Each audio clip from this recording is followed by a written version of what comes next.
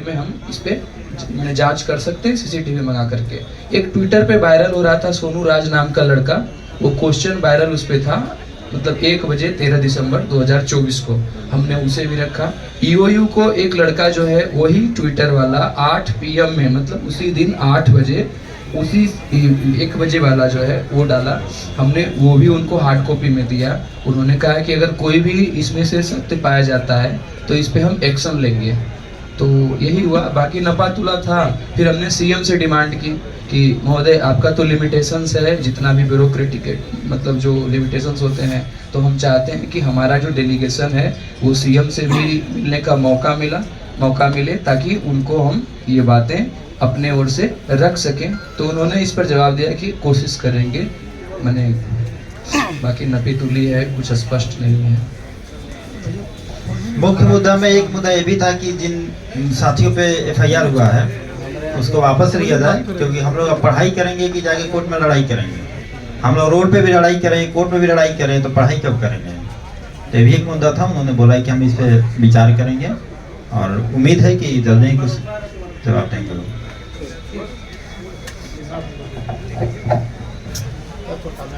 Delegation के साथ मुझे जाने का अवसर मिला। मैं यही कहूँगा कि आज मुख्य सचिव महोदय ने जितनी शालीनता के साथ संवेदनशील होकर सभी विद्यार्थियों की मांग सुनी, अच्छे माहौल में, कोई आर्गुमेंट नहीं, कोई काउंटर आर्गुमेंट नहीं, हर बात को सुना, हर को नोट किया और उन्होंने ये कहा कि आपकी इन बातों से हम चर्चा भी करेंगे, जांच भी करेंगे और मुख्यमंत्री जी को अवगत भी कराएंगे। ये एक बहुत सकारात्मक सोच उनकी लगी और ये मुझे बहुत अच्छा लगा कि मुख्य सचिव महोदय ने गृह सचिव महोदय को भी साथ बुला लिया और दोनों ने इसको सुना। और सबसे अच्छा कांड के मामले में उन्होंने ये स्पष्ट कहा कि DGP महोदय को वो बता देंगे कि इस पर बच्चों पर अत्याचार जो बर्बरतापूर्ण लाठी चली है तो ठीक है, लेकिन अब केस में अनायास गिरफ्तारी और वो ना हो। तो हमें लगता है कि जो इस माहौल में इन बच्चों को भी संतुष्टि मिली कि बिहार सरकार के प्रशासन के शीर्ष पदाधिकारी ने जितनी संवेदनशीलता और शालीनता और अनुभव के साथ, उन्हें और जाना भी था फिर भी पूरा समय दिया, एक एक बच्चे की बात सुनी, ये अच्छा लगा।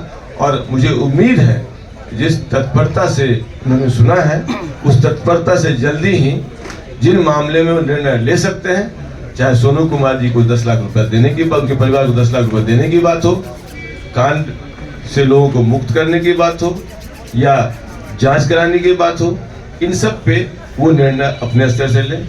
जो निर्णय उनके स्तर के बियॉन्ड है उसके लिए हमारी मदद करें।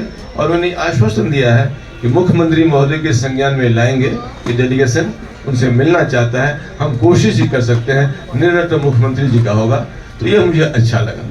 तो एक अच्छे माहौल में हुआ है और रास्ता खुला है और ये बात तय है कि जिस तरह का आंदोलन, जिस तरह का सत्याग्रह जिले जिले में प्रारंभ हो गया है, ये सरकार के लिए बहुत अच्छी बात नहीं है।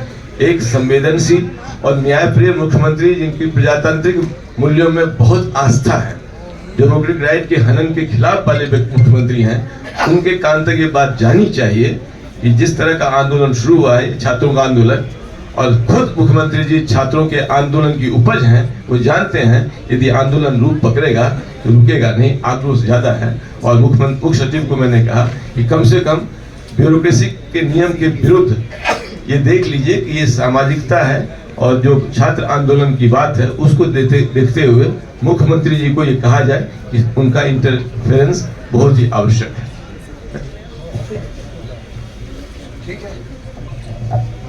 जैसा कि आपको अभी साथियों ने ब्रीफ कर दिया है, छात्र उनसे मिले हैं, हम लोग उनका धन्यवाद कर रहे हैं कि उन्होंने शालीनता से समय निकाला, मिले।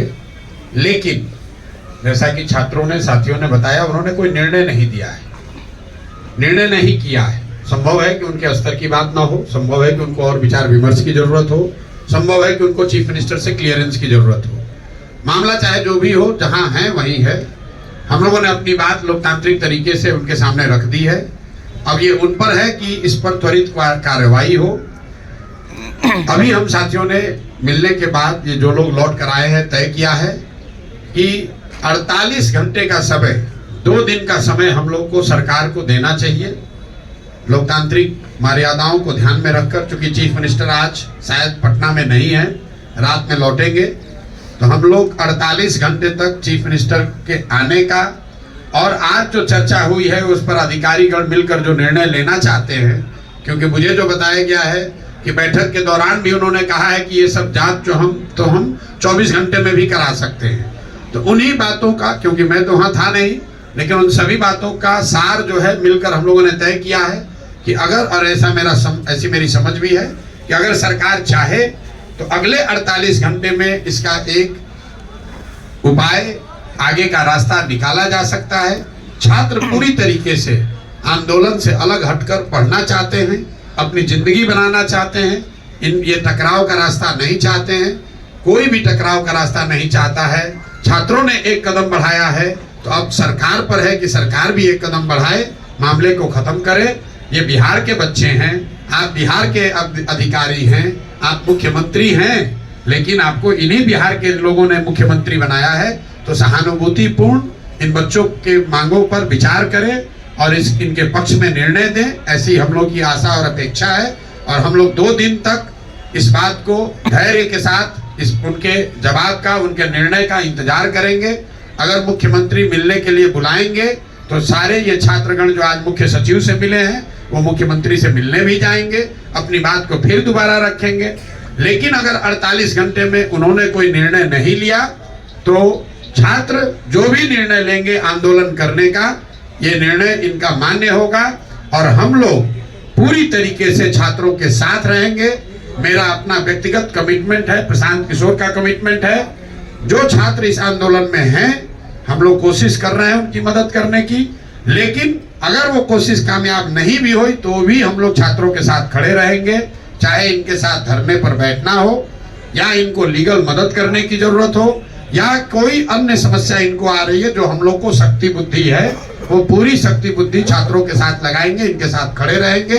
तो 1 तारीख तक सरकार के पास समय है। मैं फिर से उनसे आग्रह कर रहा हूं कि छात्रों के, बिहार के बच्चों के भविष्य को देखकर एक सकारात्मक निर्णय लीजिए और नए वर्ष की शुरुआत ऐसे कीजिए ताकि बच्चे भी जाकर अपने पढ़ाई पर ध्यान दे सकें और आप भी सरकार चलाने पर ध्यान दे सकें।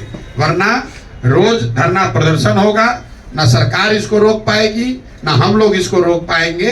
तो ये सबके हक में है कि इस बात को सकारात्मक तरीके से विचार विमर्श करके खत्म किया जाए।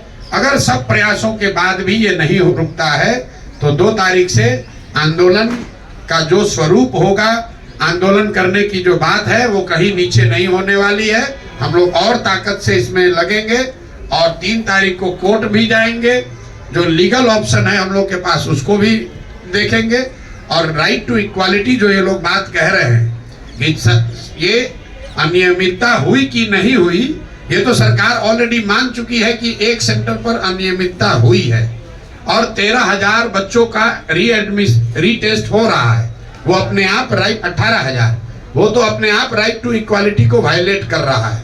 तो उसके आधार पर हम लोग माननीय उच्च न्यायालय में भी जाएंगे, लेकिन ऐसी कोई नौबत न आए, इसलिए मेरा आपसे, आपके द्वारा आग्रह है कि सरकार अगले 48 घंटों में इस पर एक पॉजिटिव निर्णय ले ताकि छात्र अपना काम कर सके, सरकार अपना काम कर सके।